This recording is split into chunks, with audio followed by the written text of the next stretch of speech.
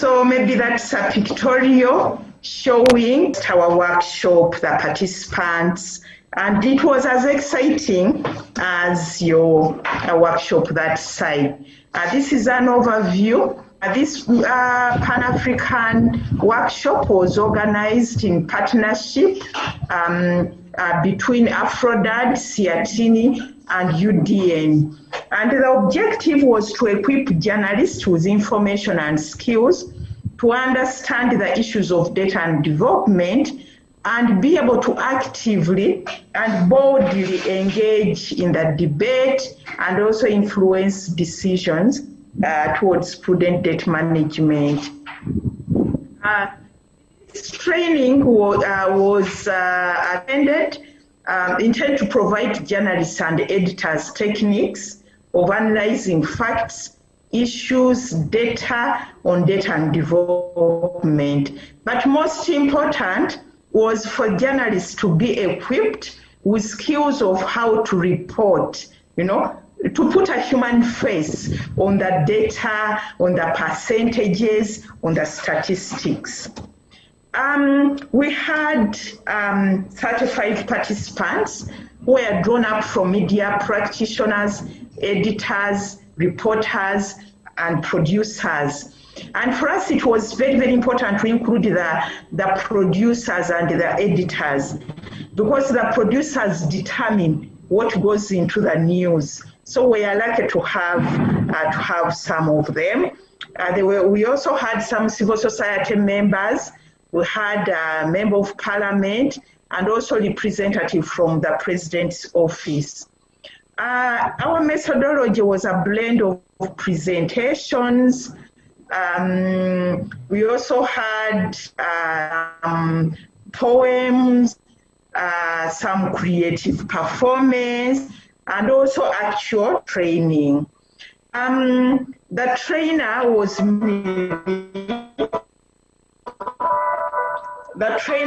mainly ACME, the Africa Center for Media Excellence, but also the training was undertaken by Siatini Uganda and UDN, especially on the technical side.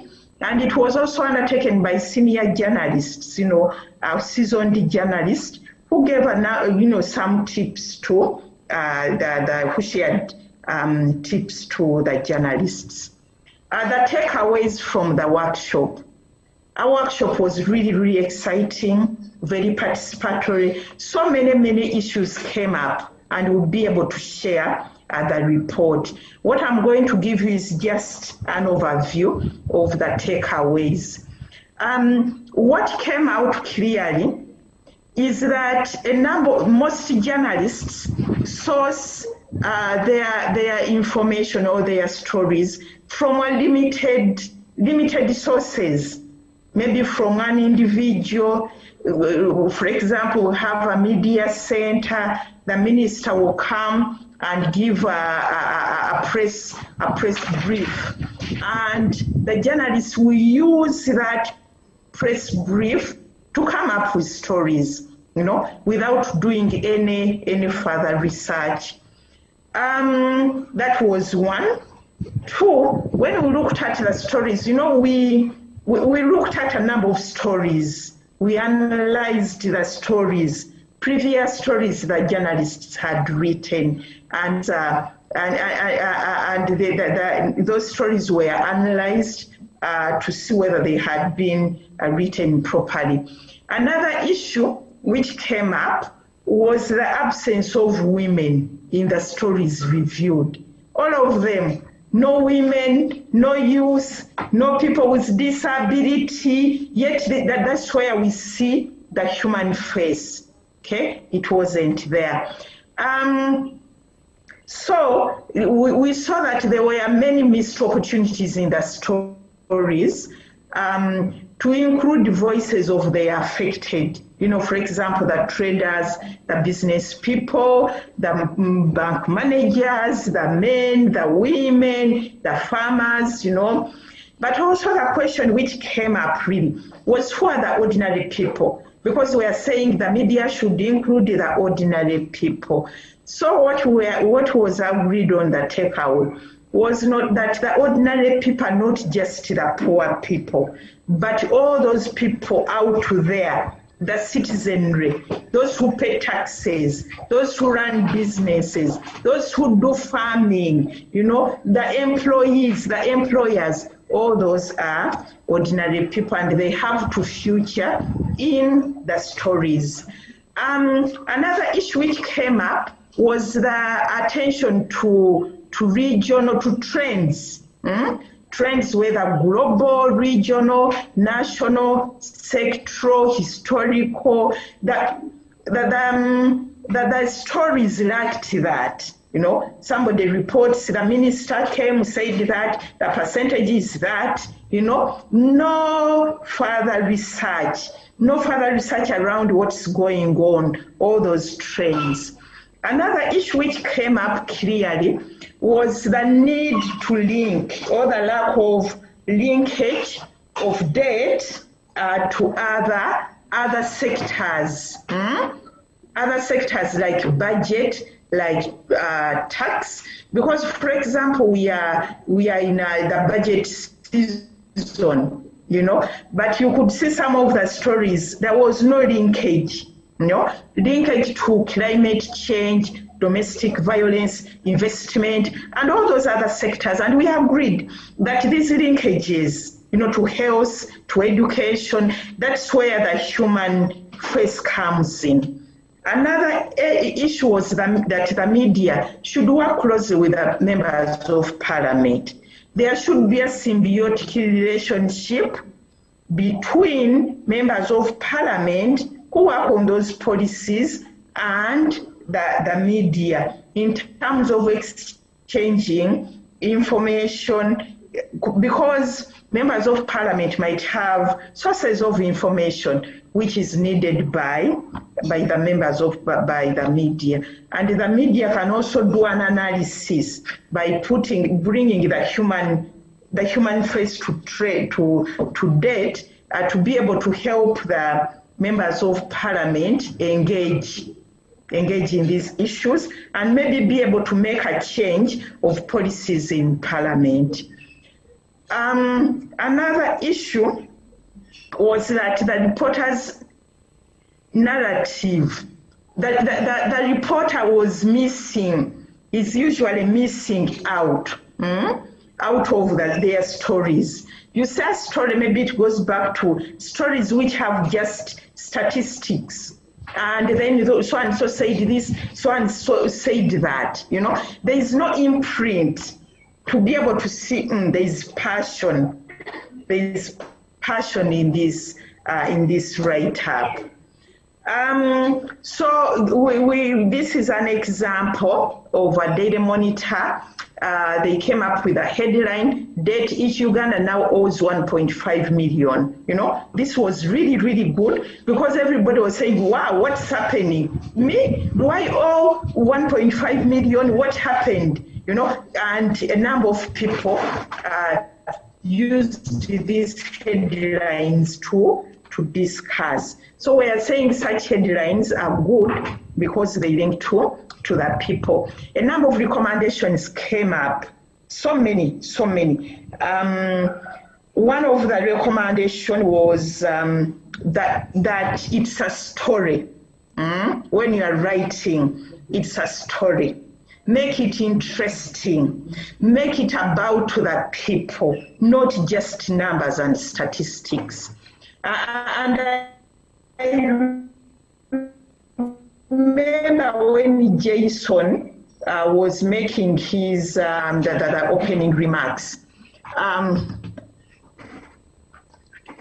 In his opening remarks, when he said that storytelling is in our DNA as Africans, So let us go out there and tell the story.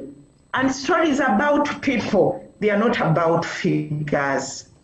Another recommendation is the need to expand the pool of sources when journalists are writing. Talk to as many technical people as possible, but then also know, we realized that as civil society, again, we as civil society, we also need to provide information. We need to do research.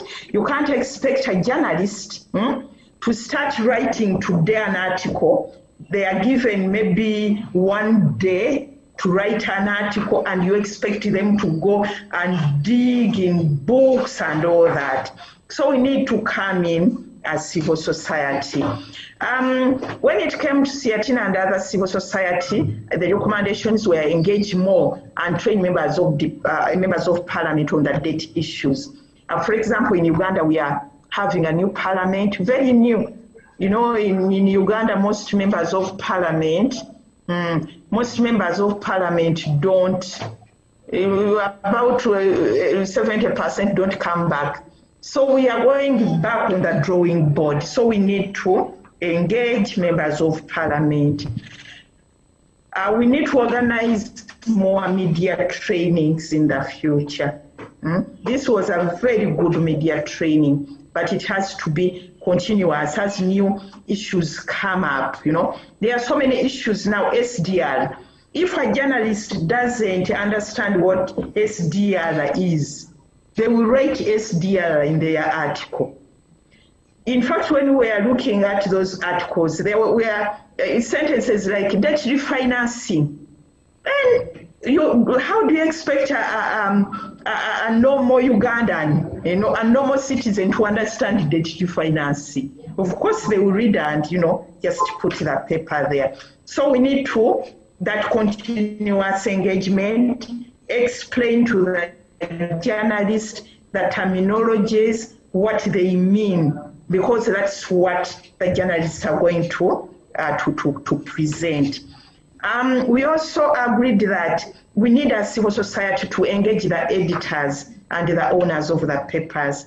The editors and that hierarchy up, I don't know it in media, have to appreciate that this is an issue. It's an elephant in the room which need to be written about or talked about in the media. And we also need to engage the media in all its diversity. Because I see in our training, we only had the print, the TV and radio, but there are other medias online, there are the influencers and all those. We need to be holistic in the way we do the media. The issue of undertaking more research is very, very important for civil society. We need to undertake more research, do more publications, which can be used by the media as a reference. And also, we need to put alternatives also, you know, as civil society. What are those alternatives? And maybe the media can be able to pick them up. Because it isn't just a matter of saying as civil society, this is what's happening, these are what's happening to the people, but what's the alternative out of the debt trap? We were also talking about finding creative ways of to reach out to the public.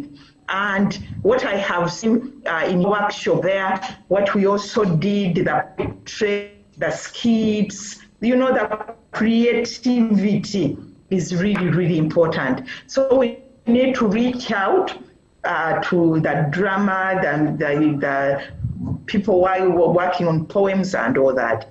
We also agreed that we also need to engage the lenders and also bring other sectors on board.